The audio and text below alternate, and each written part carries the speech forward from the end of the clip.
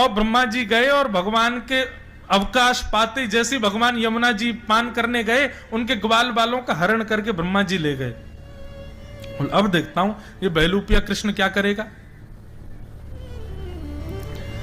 ठाकुर जी जैसे लौट के आए, सारे ग्वाल बाल हरण हो गए।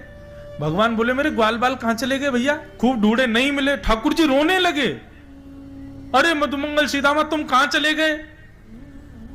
तभी ठाकुर जी ने अपने ऐश्वर्य को प्रकट किया, नेत्र बंद करके ढूंढा कहां हैं।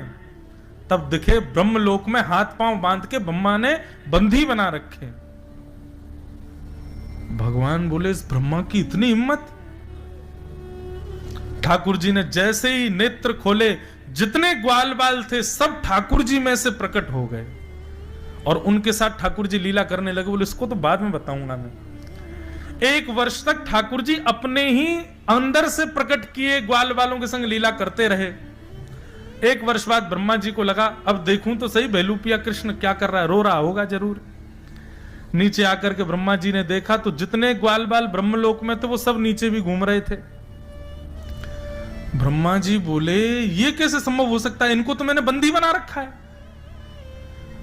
तो ब्रह्मा जी बोले मेरी जैसी डिट्टो कॉपी केवल और केवल नारायण कर सकते हैं और कोई नहीं। नहीं तो कोई और देवता में सामर्थ्य नहीं कि मैं जिसको बना दूं उसका दूसरा कोई बना दे।